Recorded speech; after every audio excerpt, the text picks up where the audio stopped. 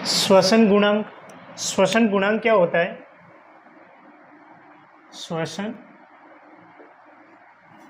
गुणांक, ठीक है। श्वसन पथ के बाद आ जाएगा श्वसन गुणांक। श्वसन गुणांक क्या होता है? मुक्त CO2 का आयतन और क्या हो जाएगा? मुक्त CO2 का आयतन तथा प्रयुक्त O2 का आयतन के अनुपात को श्वसन गुणांक कहा जाता है, ठीक है। श्वसन गुणांक, मुक्त CO2 का आयतन तथा प्रयुक्त O2 का आयतन,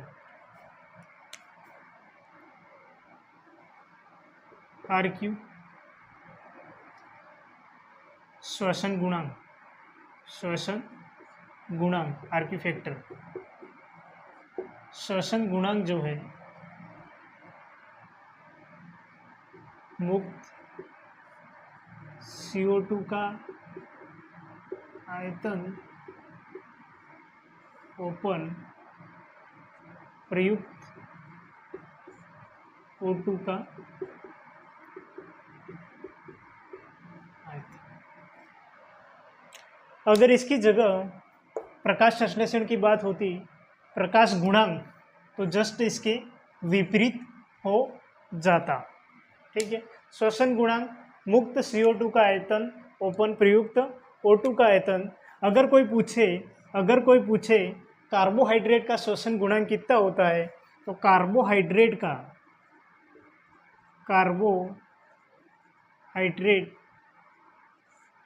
का श्वसन गुणांक कितना होता है? 1 होता है। श्वसन गुणांक 1 होता है। श्वसन गुणांक जो है, श्वसन गुणांक की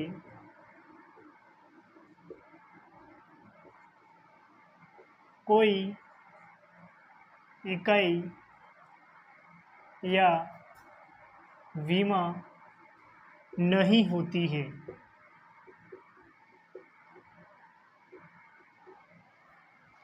श्वसन गुणांक क्या हो जाएगा? मुक्त CO2 का आयतन और प्रयुक्त O2 का आयतन के अनुपात को श्वसन गुणांक कहते हैं, ठीक है। कार्बोहाइड्रेट का श्वसन गुणांक 1 होता है। श्वसन गुणांक की कोई इकाई या कोई विमा नहीं होती है, ठीक है। श्वसन से संबंधित, इसके बाद हम क्या देखेंगे? श्वसन से संबंधित होने वाले रोग। श्वसन से संबंधित होने वाले रोग कौन कौन से हो जाएंगे?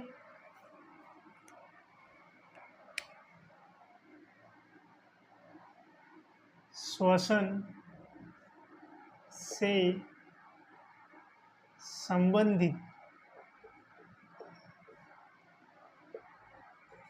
होने वाले रोग या विकार, ठीक है। श्वसन से संबंधित होने वाले रोग या विकार क्या आ जाएगा? अस्थमा। अस्थमा क्या है?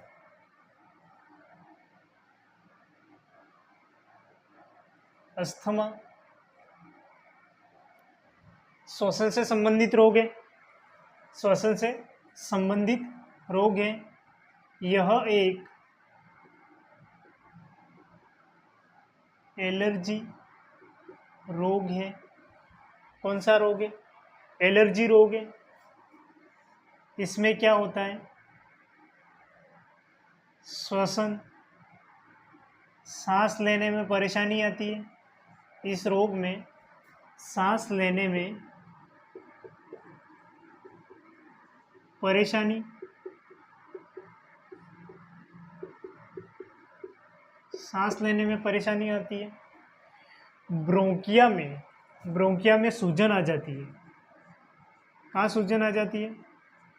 ब्रोंकिया में सूजन आ जाती है। सूजन आ जाती है। ब्रोंकिया क्या होता है? ट्रेकिया श्वास नली, ट्रेकिया श्वास नली, श्वास नली अनेक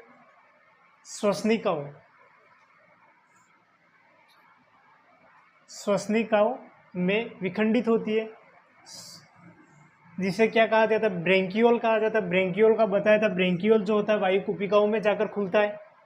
तो ब्रोंकिया में क्या होता है? सूजन आ जाती है। इसका उपचार क्या है? इसका उपचार ब्रोंकाडाइलाइसिस नामक थेरेपी, इसका उपचार है ब्रोंकाडाइलाइसिस नामक थेरेपी।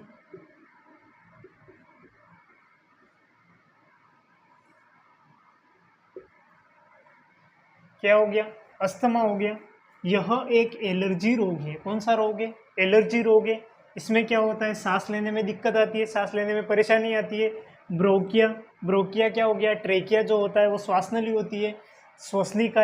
श्वसनिकाएं जो होती है सूक्ष्म नलिकाओं में बढ़ जाती है, जिसे ब्रेंकियोल कहा जाता है। ब्रेंकियोल ये जो वायु कुपिकाओं में जाकर खुलता है, तो ब्रोंकिया में सूजन आ जाती है। इसका उपचार क्या होता है? उपचार ब्रोंकाडाइलाइसिस नामक थेरेपी होती है, जिससे इसका उपचार किया जा सकता है। इसके बाद कौन सा रोग हो जाएगा? एम्फाइसिया। एम्फाइसिया,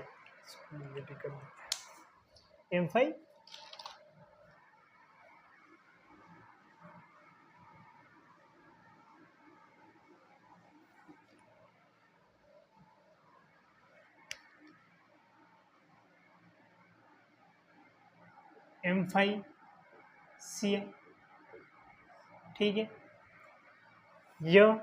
ये कौन सा रोग है? ये कॉर्निक रोग है। कॉर्निक रोग। अस्थमा क्या था? एलर्जी रोग।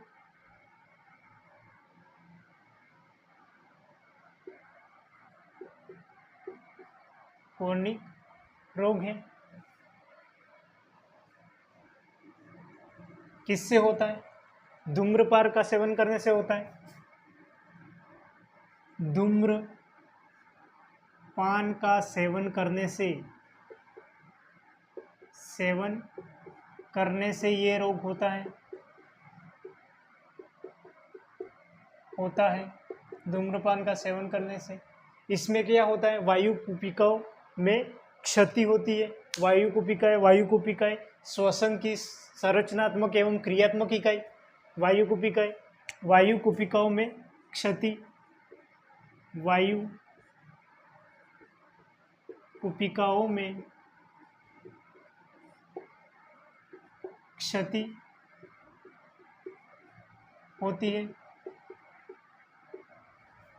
वायु कुपिकाओं में क्षति होती है। श्वसन की सतह में कमी आ जाती है। और क्या होता है? श्वसन की सतह में कमी आ जाती है।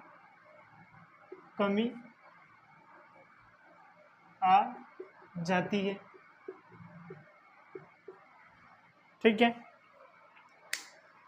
एम्फाइसिया यह एक कॉर्निक रोग है। कौन सा रोग है? कॉर्निक रोग है। धूम्रपान का सेवन करने से ये रोग होता है। वायु कुपिकाओं में क्षति हो जाती है। श्वसन की संरचनात्मक एवं क्रियात्मक इकाई वायु कुपिकाएं, श्वसन की सतह में कमी आ जाती है। ये किस रोग की वजह से होता है? एम्फाइसिया। इसके बाद हो जाएगा सिलिकोसिस। सिलिकोसिस ये किस कारण होता है? सीलिया धूल के कारण, सीलिया धूल के कणों के कारण, सीलिया धूल या सीलिया मिट्टी के कारण इस रोग में क्या होता है? इसमें क्या होता है? इसमें भी ब्रोंकिया जो होता है, ब्रोंकिया में सूजन आ जाती है, सूजन आ जाती है, ठीक है। अस्थमा, एम्फाइसिया, सिलिकोसिस और अब है ब्लैक लंग डिजीज। क्या है? Black lung disease.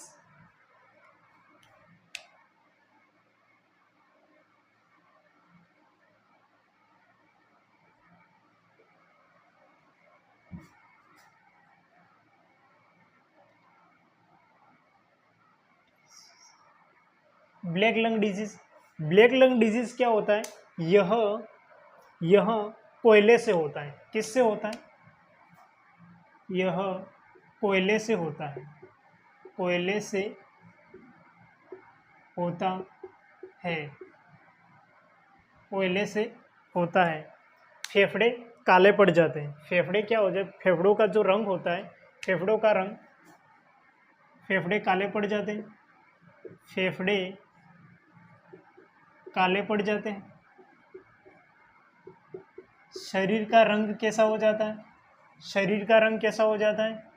शरीर का रंग नीला हो जाता है, शरीर का रंग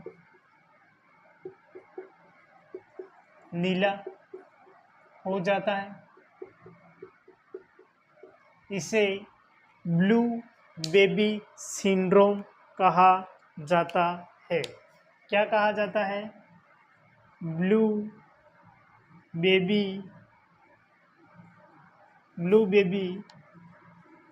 सिंड्रोम, ब्लू बेबी सिंड्रोम कहा जाता है। ब्लैक लंग डिजीज समझ में आ गया? ब्लैक लंग डिजीज क्या है? यह कोयले से होने वाला रोग है। फेफड़े काले पड़ जाते हैं, शरीर का रंग नीला हो जाता है, ब्लू बेबी सिंड्रोम कहा जाता है। यहाँ तक की कहानी क्लियर है? ये तो हो गए श्वसन से संबंधित होने वाले रोग। कौन कौन से हो गए? अस्थमा हो गया, एम्फाइसिया हो गया, सिलिकोसिस हो गया, ब्लैक लंग डिजीज हो गया।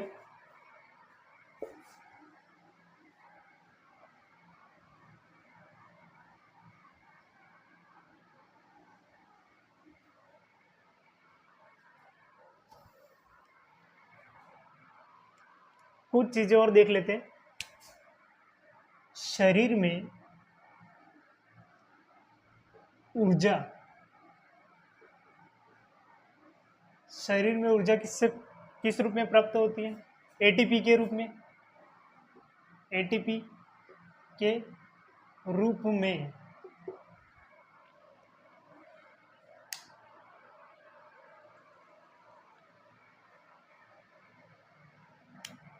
अगर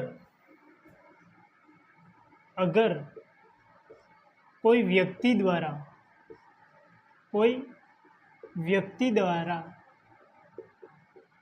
किसी कार्य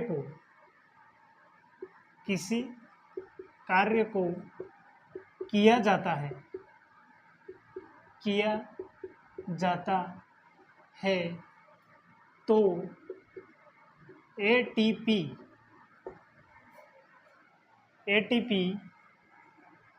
एडीपी के रूप में परिवर्तित हो जाती है,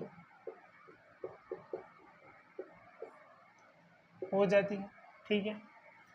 अगर किसी व्यक्ति द्वारा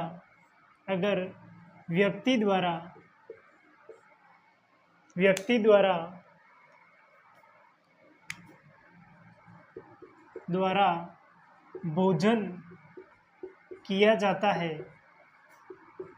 किया जाता है तो एडीपी एटीपी में परिवर्तित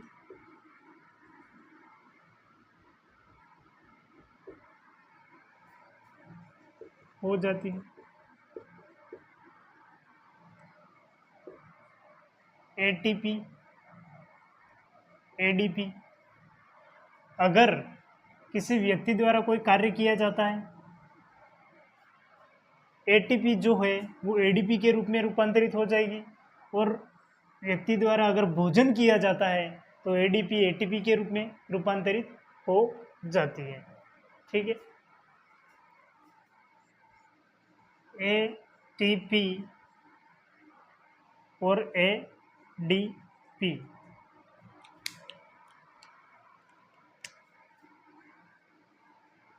adenosine, adenosine triphosphate, adenosine triphosphate, adenosine diphosphate. Clear है? फुल फॉर्म क्या हो जाएगी? Adenosine triphosphate, adenosine diphosphate. शरीर में ऊर्जा एटीपी के रूप में मिलती है। अगर कोई व्यक्ति किसी कार्य को करता है तो एटीपी एडीपी के रूप में परिवर्तित हो जाती है। अगर व्यक्ति द्वारा भोजन किया जाता है तो एडीपी एटीपी के रूप में परिवर्तित हो जाती है। फुल फॉर्म होगी एडिनोसिन ट्राइफास्फेट और एडिनोसिन डाइफास्फेट। इसके बाद एक और चीज़ है जिसे समझ लीजिए, मेट हीमोग्लोबिन क्या चीज़ है? प्रकार का रोग है मेट हीमोग्लोबिन, मेट हीमोग्लोबिन।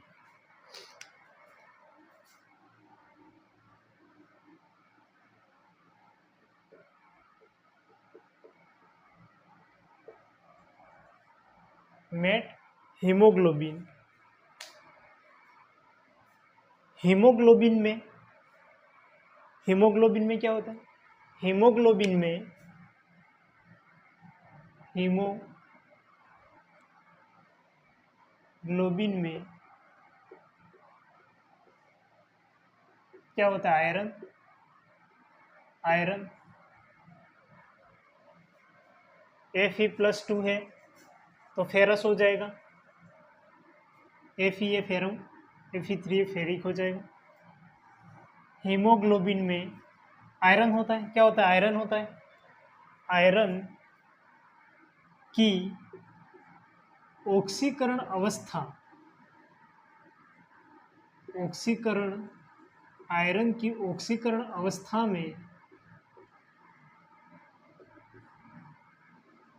में, कोई परिवर्तन नहीं होता है तो, परिवर्तन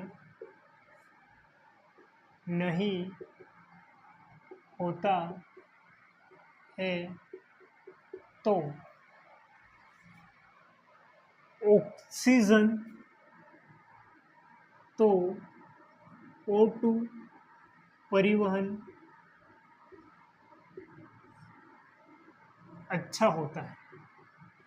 ऑक्सीजन परिवहन क्या होता है? अच्छा होता है।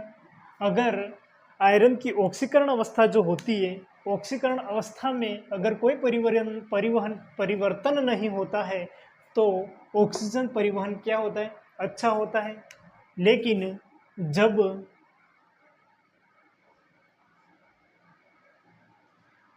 नाइट्रेट तथा कार्बन मोनोऑक्साइड, जब नाइट्रेट तथा कार्बन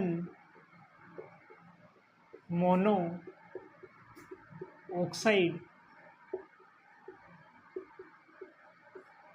की मात्रा बढ़ जाती है, मात्रा बढ़ जाती है, तो बढ़ जाती है तो हीमोग्लोबिन में, तो हीमोग्लोबिन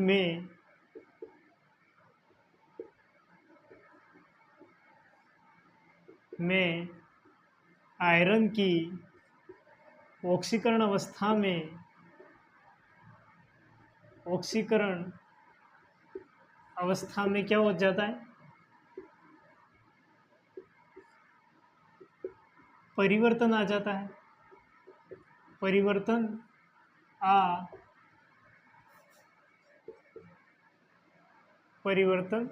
आ जाता है। परिवर्तन आ जाने से क्या होगा, परिवर्तन आ जाता है तो ऑक्सीजन का जो परिवहन है वह धीमा हो जाता है, धीमा हो जाता है।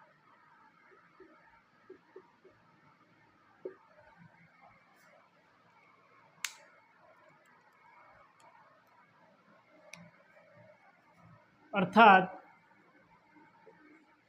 क्या हो जाएगा, मेट हीमोग्लोबिन, हीमोग्लोबिन में हीमोग्लोबिन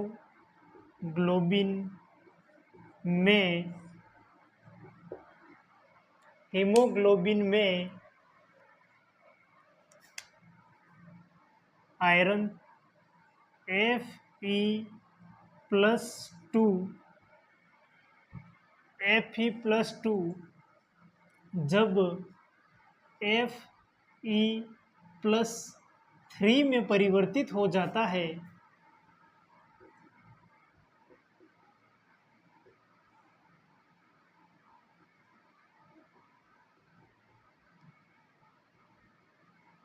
तो उसे क्या कहते हैं, उसे मेट हीमोग्लोबिन कहते हैं, मेट हीमोग्लोबिन कहते कहा जाता है। यहाँ तक की कहानी क्लियर है।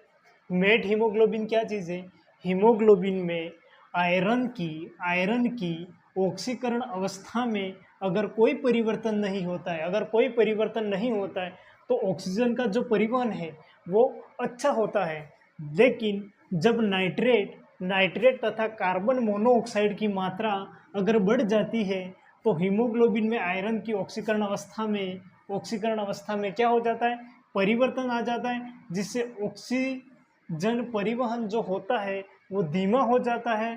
अर्थात हीमोग्लोबिन में Fe+2 जब Fe+3 में परिवर्तित हो जाता है तो उसे क्या कहते हैं, मेट हीमोग्लोबिन कहते हैं।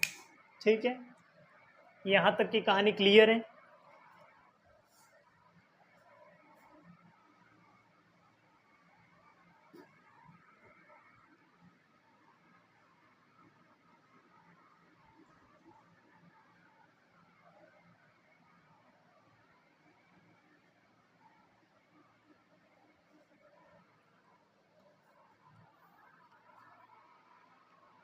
अब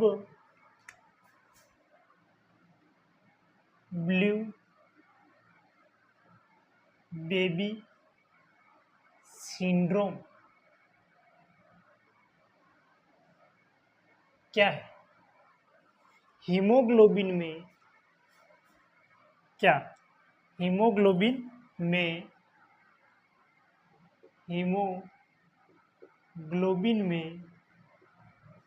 हीमोग्लोबिन में नाइट्रेट NO3 की मात्रा बढ़ जाती है तो नाइट्रेट की मात्रा बढ़ जाती है तो शुद्ध रक्त व अशुद्ध रक्त मिश्रित हो जाते हैं, तो शुद्ध रक्त व अशुद्ध रक्त मिश्रित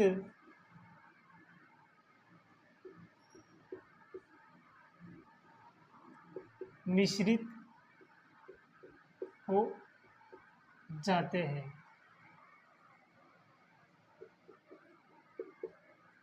जिससे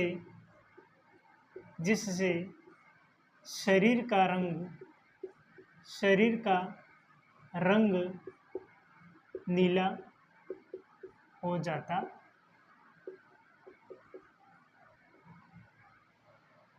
क्लियर है। ब्लू बेबी सिंड्रोम हीमोग्लोबिन में नाइट्रेट NO3 की मात्रा बढ़ जाती है तो शुद्ध रक्त व अशुद्ध रक्त मिश्रित हो जाते हैं जिससे शरीर का रंग नीला पड़ जाता है। इसे ब्लू बेबी सिंड्रोम कहा जाता है। क्लियर है? क्लियर है?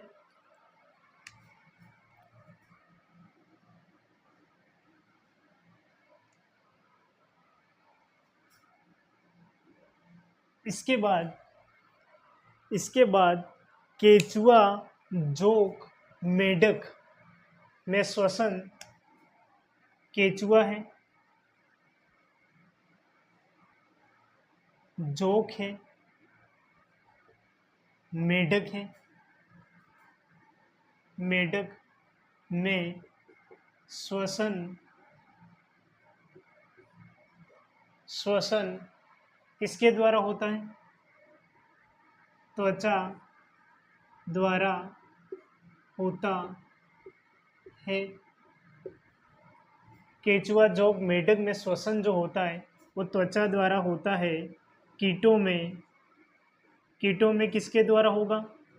कीटों में श्वसनिकाओं द्वारा होता है।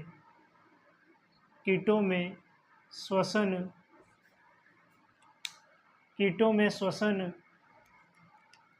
श्वसनिकाओं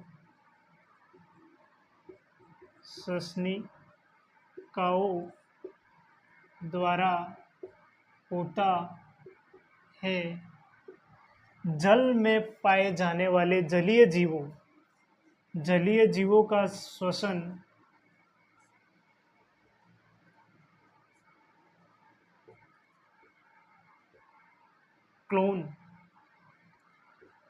क्लोन, गलफड़े, गिल्स इसके द्वारा होता है? क्लोन द्वारा। गलफड़े, गिल्स द्वारा होता है। मानव शरीर में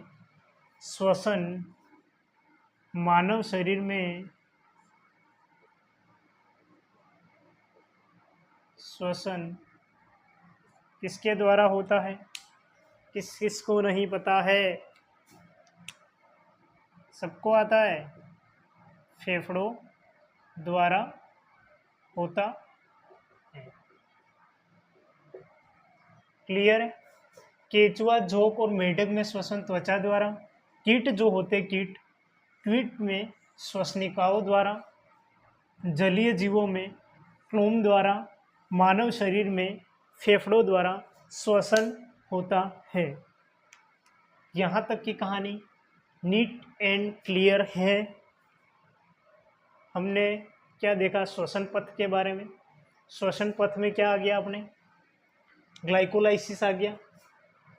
इसके बाद लिंक रिएक्शन, केब्स चक्र। इसके बाद आ गया ETS, लिंक ग्लाइकोलाइसिस कोशिका द्रव्य में, लिंक रिएक्शन माइटोकॉन्ड्रिया के मैट्रिक्स भाग में। इसके बाद केब्स चक्र माइटोकॉन्ड्रिया के मैट्रिक्स भाग में। ETH जो है वो माइटोकॉन्ड्रिया के आंतरिक झिल्ली पर। ठीक है। इसके बाद श्वसन गुणांक आ गया। मुक्त CO2 का आयतन प्रयुक्त O2 का आयतन के अनुपात को श्वसन गुणांक कहा जाता है। इसके बाद क्या आ गया? श्वसन से संबंधित होने वाले रोग, अस्थमा रोग हो गया, एलर्जी रोग हो गया। इसके बाद एम्फाइसिया, सिलिकोसिस और black lung disease, blue baby syndrome, methaemoglobin में क्या है? जब हीमोग्लोबिन में आयरन Fe+2 Fe+3 में परिवर्तित हो जाता है तो मेट हीमोग्लोबिन कहा जाता है। यहाँ तक की कहानी नीट एंड क्लियर हो चुकी है। यहाँ पर अपना टॉपिक क्लियर होता है। श्वसन तंत्र जो है इसमें जो भी बातें आ रही थी हमने आपको बता दी। ठीक है, धन्यवाद।